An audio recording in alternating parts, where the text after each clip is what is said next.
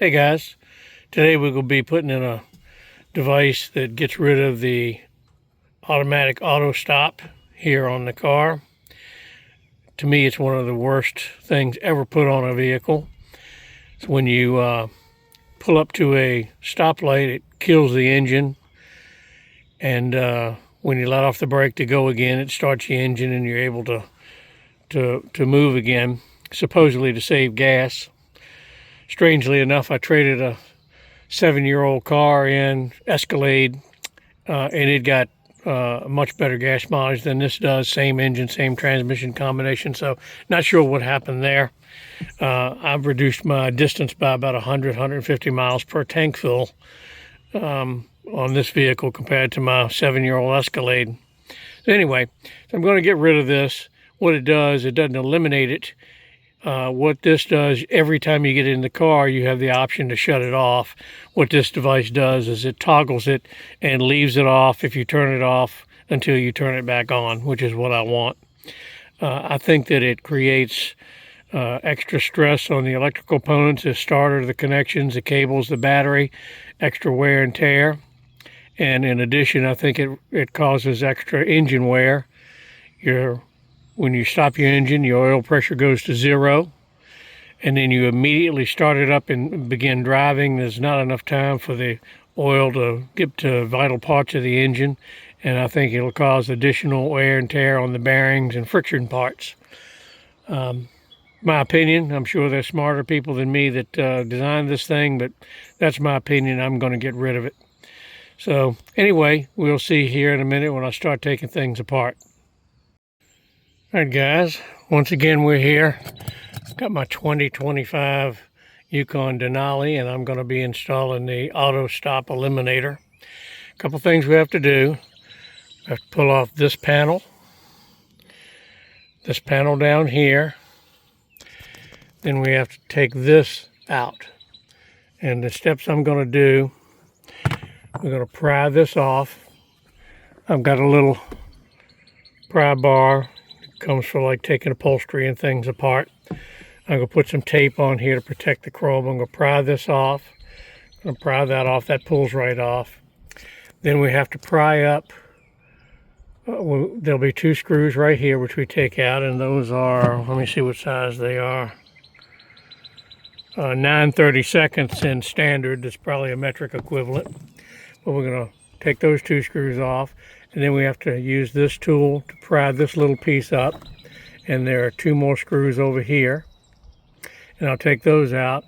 And then this panel just pulls out. And we'll get to access to the plugs where we'll put in the eliminator, which is this piece right here. That's the plug that's going to go in to the panel. This is where the plug that went into the panel goes to, and this is a little control box. So we're going to put that in, and we'll test it before we close it all up, and we'll get going on that. So let me set the camera up, and hopefully we can see what's going on here so that you guys can do this yourself. All right, hopefully you can see what's going on, and I won't hit the tripod or anything. This little panel down here in the bottom just pulls out, comes right out, just a little tug. This panel, once you get behind it, it's just some tabs. Once you get the first one, the rest of them kind of come out. They just push tabs.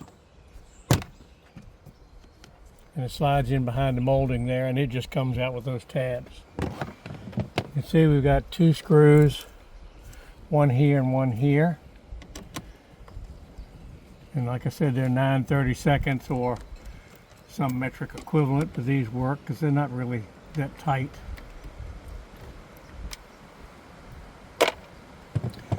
Next, we're going to pry this little piece up. We don't need to take it completely off. It just needs to be up to access the screws.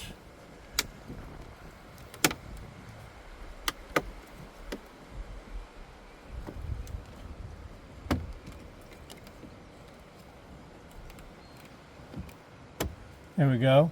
It's up. And there's 2 screws over here. And again, they're both 9/32. I'm going to take those out. Signal lever up a little bit to get it out of the way.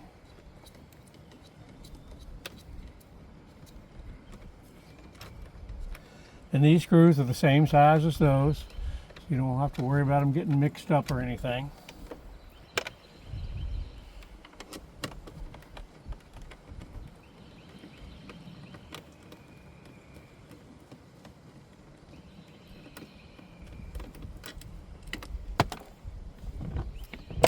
Now this panel pulls straight off.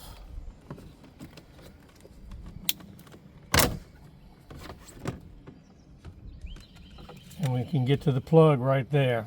Make sure you can see that in the, yeah, you can see that. Okay, it's got a little red tab. I'm gonna sit my knee here to rest it on. It's got a little red tab. You push the tab away from the plug. And then this green piece is like a little locking lever. And it's held on by a little black tab. You push down, and then the green locking lever just kind of swings out the way and fulcrums that plug right out. We're going to put the corresponding plug right in there.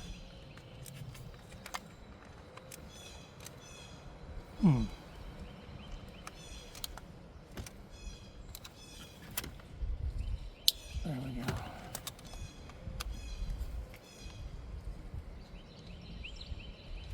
Gotta get the little locking tab in the same way.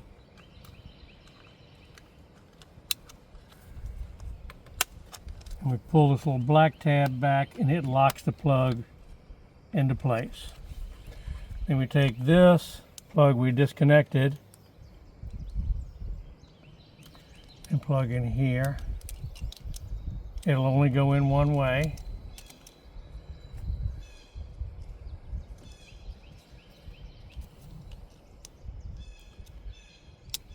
And we pull the locking tab back, it locks it in. That little tab pushes back and locks it in place. And we push all of that through this little slot here. And we're going to use a tie wrap to tie wrap the control board down in there.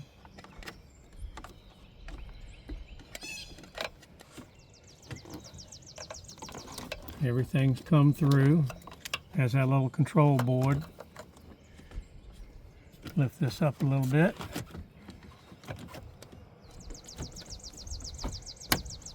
And we snap this right back into place, just like that.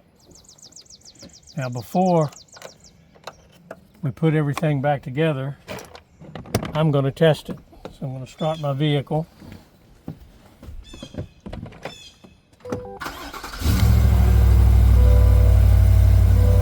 And of course, the auto light is... Okay guys, my camera stopped recording before I finished the test. Don't know why. I've got the car running and you can see the auto stop is off. I'm going to turn it back on. And then I'm going to stop the vehicle and restart it. And it should stay in the off position. Or the on position.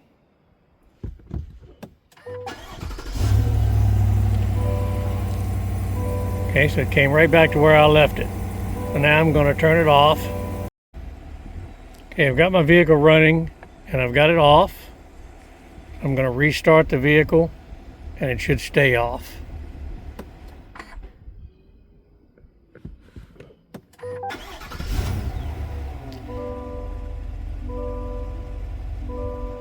And you see it goes.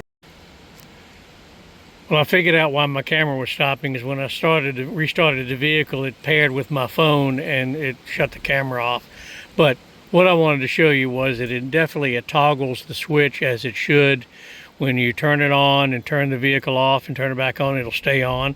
Or if you turn it off, you turn the vehicle off, turn it back on, it'll stay off, which is exactly the way it should have been designed to begin with. Well, that's another story. And anyway, I'm going to be putting this back together. Again, there's the 2 screws over here, the 2 screws over there. We snap everything back together and it should all work as advertised, and I think we got a good product here.